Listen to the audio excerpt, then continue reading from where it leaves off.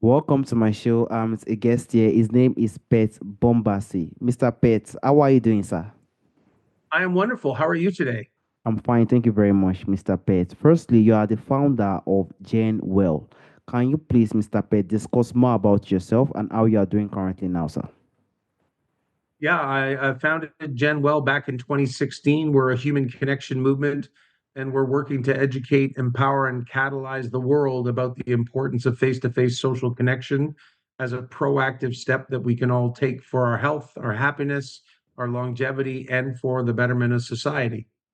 Thank you so much, Mr. Pet. And I would also like to, I know, have you written any book regarding to, this social one-on-one connection, or are you planning to write one in the coming future, Mr. Pet? Interesting question. Yes, it's been suggested to me that I should write a book about, not about social health as much as about the journey that I've been on for 9 years to develop a movement around human connection. There's more and more books coming out about the importance of social connection and social health, community, relationships, friendships, all those things. I think for me, the more important thing is to actually get people to do it.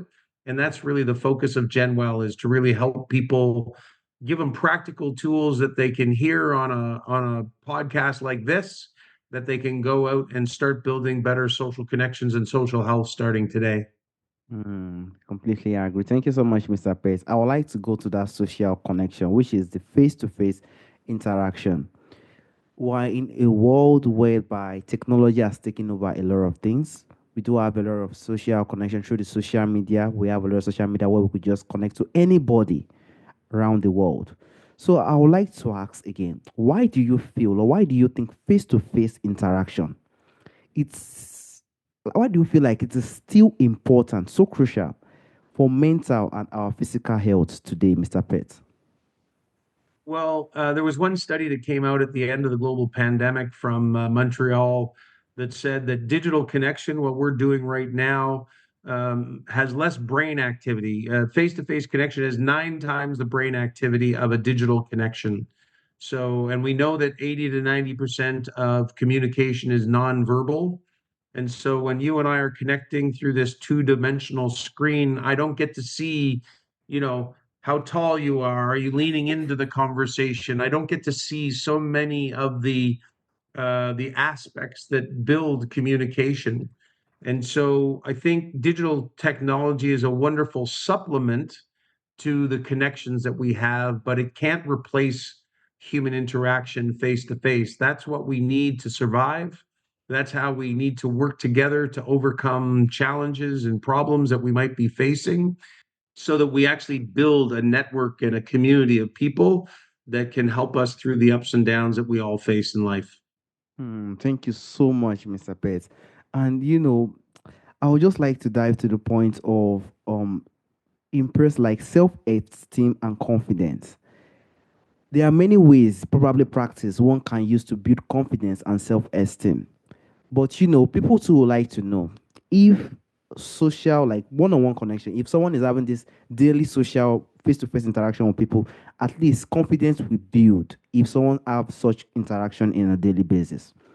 How do you think socializing in person can build one's self-esteem and confidence today, Mr. Pets? Yeah, and I think it's a really big conversation, especially after the global pandemic. Uh, Mm. for so long that we were not allowed to talk to other people, or we were supposed to talk, but we misunderstood social. What did we say? It was uh, what was the phrase in the pandemic? It wasn't Like physical isolation. It was, I think they said social isolation. this And the point was we disconnection. had to stay physically separated from each other, not socially separated from each other. So many of us lost the skill or reduced our level of capability in regards to social connection. So I believe that many people are still working at becoming more confident in their social connections, because when we don't go to the gym for 2 years and we have to exercise again, that can be a challenge, and social connection is no different. And so I think, for me, one of the starting points, and there's a study by Gillian Sandstrom out of the UK about those who talk to strangers. And if they try it for a week, that they will begin to become more confident in talking to strangers and that they are likely to continue to do it. And so I think anything that we can do in order to practice connecting with other people over time can build that confidence that will help us start to make it a part of our everyday, whether that's talking to a neighbor, talking to a stranger, having conversations with our own friend, so that we can build better social connections and social health, which now the research suggests is as important, if not more important, than exercise, eating well, sleep, water, and all the things that we've been educating people on for several decades. That's a very, very important point, Mr. Bates. One have to, build those in person to build that confidence they really, really need and deserve. So it definitely help.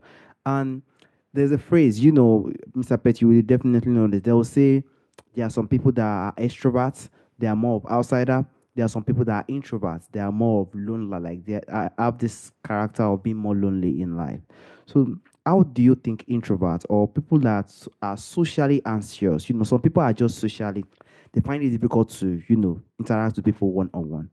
How do you think they can build strong connection without feeling like they are feeling overwhelmed or they are feeling this type of pressure on them, Mr. Pet? I think the important thing is to understand, first off, that introverts need social connection as much as extroverts do. It's not that introverts don't need human interaction, it's just that they have some criteria around how they prefer to get connected. So, an introvert may want to do one on one conversations versus being part of a big group. That one I think I've heard before and we're comfortable with. The other one might be that they want to do it in a place where they feel comfortable. They might want to do it in a place where they say, look, I will go to the coffee shop and I will meet you there, or you come to my house so that I feel comfortable in the space where we're going to connect. So I think that's another point that we can help people. And introverts may not need it as often. Loneliness is a subjective measure. So some people need connection 5 times a day, but an introvert might need only to get connected once a week and they feel totally fine. And I think we also need to understand solitude. And solitude is a beautiful thing when we choose it, but if we don't choose it and it's something that we wish we could overcome by building connections, then that's when solitude can lead to stress, anxiety, depression, other health issues. Because what we want to do is recognize when we feel that sense of social isolation, disconnection, or loneliness, and do something about it before it becomes chronic or persistent, because that's when it becomes a bigger challenge. Completely agree. So introverts also need more of this connection. It's not that because you're an introvert, you should now. No, that does not mean. So I think thank you for that insight, Mr. Pate. And I would also like to dive to the point of social like I would like to, add the two questions together. Because personally, Mr. Pate, this also happened to me, probably when I was still schooling. There is a situation whereby someone can feel like connecting with other people physically, but they are worried about the type of people that are in the surrounding. For instance, one person, you're doing something more genuine, and people that are around that person could not be people that really, really, in the world that we are today, there are people that are doing great things. There are people that are, but the people that are around that person makes it difficult for that person to, connect or have this physical connection with them. So that person decides to just be alone, to just be the loner and have this connection socially.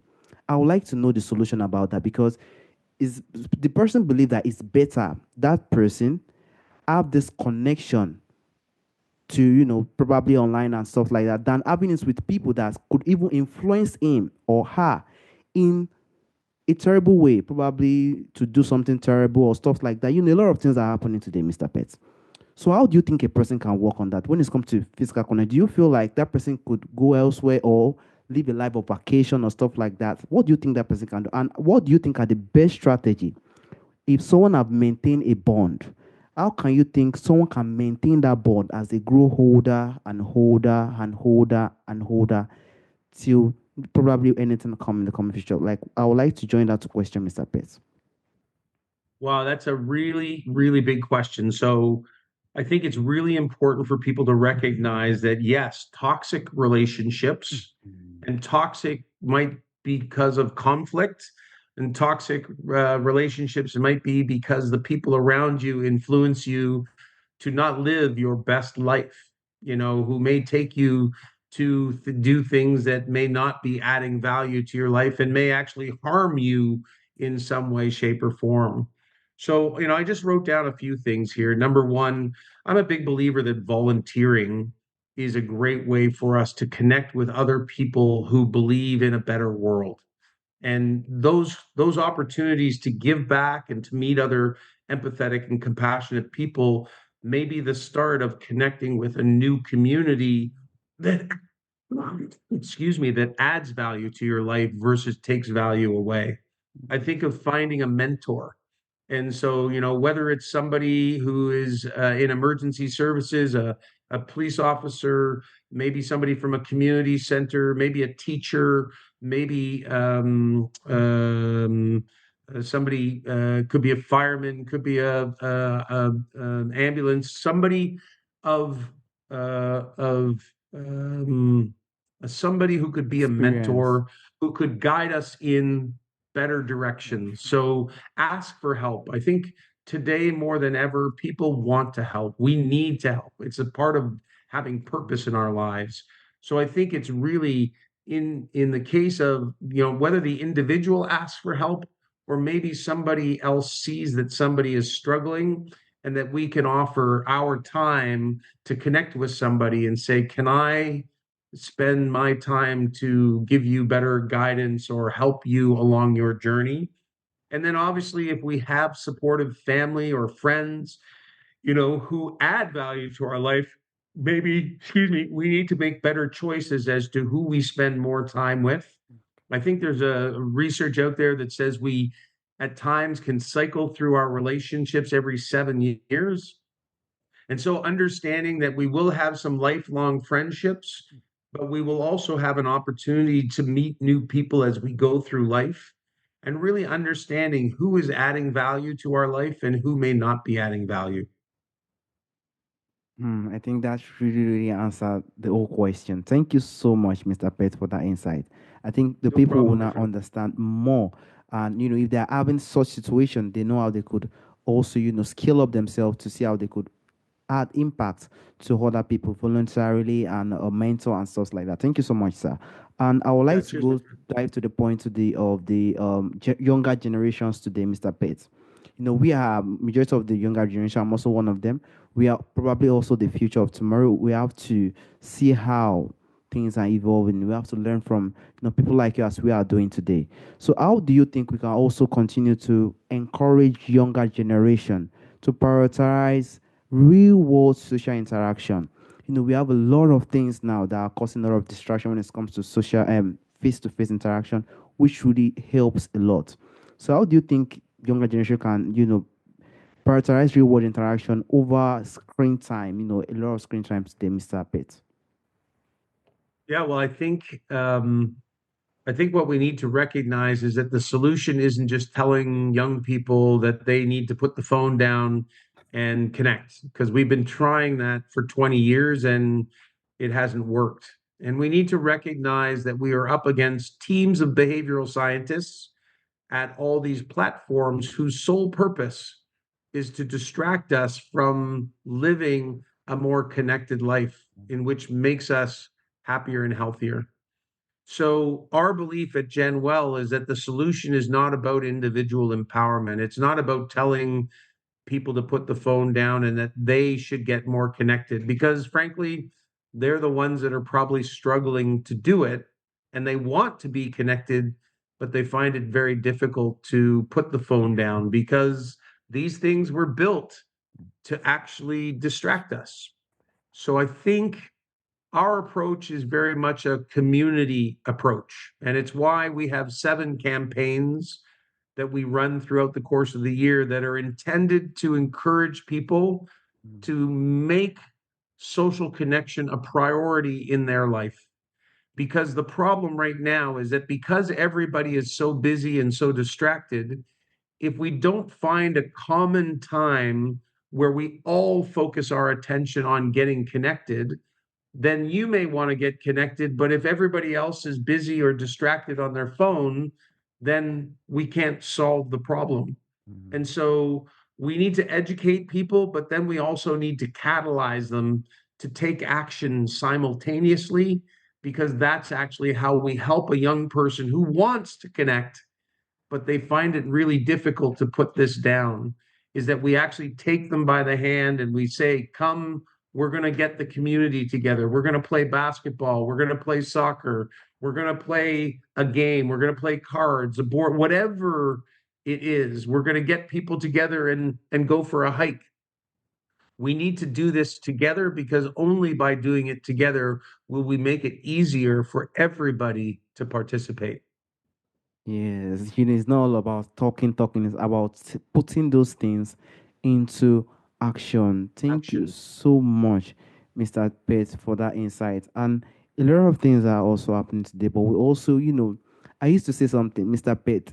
Do you personally believe, like, in the last, I'll still be young then, like 20, 25 years, you probably believe that there will be something that will really cause a lot of this connection in our time today? Like, do you actually believe something like that will happen?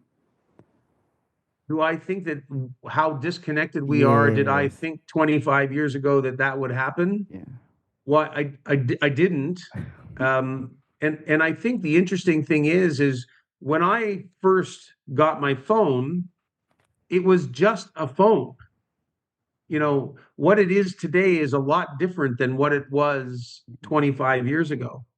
So, and I think the smart thing for the phone and the app makers is that it was death by 1,000 cuts, or it was, the frog in a pot of boiling water, or, whatever analogy you want to use, is that it was originally a phone and then it was one app and then 2 apps, and then 5 apps, and then 10 apps, Just continue. and then social media, and then grocery shopping, and then Peloton. And now you don't need to go to the gym. And now you've got Netflix and you've got all these different apps. Now you never need to leave your home ever again. And that sounds wonderful until you understand how much we need each other, and then you recognize how devastating that will be to each of us if we don't find a way to get connected more often. Completely agree. We just hope that this physical connection really comes back. Even because I personally, I used to just feel sometimes I just feel like I have this physical connection, but many people are just really disconnected. They just prefer that this phone stuff and lifestyle like that. So we hope it comes back. Honestly speaking, it will Yes. really heal the world in a very better, it will make the world a really better place, honestly speaking. And Mr. Pete, there's a question I normally ask during the end of the show, Mr. Pete. From our forefathers, there are a lot of things that do exist during our forefathers' time, beautiful things that do exist. Many of it are missing in our time today. If there is anyone or anything you would like to bring back to our time today, Mr. Pete, what do you think that thing would be, Mr. Pete? That's so it's such an interesting question. I think it's a really great lens to put on this, which is, what did my father do, or what did your father do, or what did somebody you know's father do, or mother? What were the cultural occasions that brought people together in your world? Because if we all look back and we all saw the different things that our parents used to do in order to help us build and maintain connections, maybe that is the starting point for us to start those habits again, those rituals of bringing our family together, of bringing our community together, of bringing our friends together. Because I don't think what we do at Gen Well and what we're the message that we're trying to share is not new. We are a social species. We've needed each other, for thousands of years. This is not a new idea. It's just that we went through a period of time when we thought that we didn't need each other. And now I think, and you said it at the start of the show, with what's going on in the world today, from inflation to housing crisis to war to threats from countries, we need to recognize that whether it's because we need to cope today or whether it's because we're trying to find solutions to create a better world tomorrow, we need each other more than ever before. And so our belief is every one of us is responsible to build a more connected world. So, how are you going to build more connection? How am I going to build connection? How is everybody going to build more connection? Because each of us doing a little bit will make a big difference. That means every single person has a role to play when it comes to face Absolutely. interaction. If I do mine, if you, Mr. Pet, do yours, then there will be more development when it comes to interaction, because we really, really need this interaction. One-on-one interaction is natural, it's pure, it's Absolutely. energetic. Honestly speaking, it's better than this internet, and one would just go out. It's energetic to the world that we find ourselves today. That's why sometimes I just feel like, during that time could be more of fun and stuff, but connection of internet has really, really taken a lot. We hope it comes back in the coming future, because I also want to enjoy it before I pass on, honestly speaking. And I also want You and to me both, my friend. exactly. I also want to thank you for the time and the opportunity, Mr. Pate. It was a long journey, and I'm so happy. So happy. It was a very, very great conversation. Thank you so much, Mr. Pate. Thank you, my friend. Have a beautiful day and don't forget to stay connected. Exactly. And you too. Have a wonderful day. Bye bye. Bye bye.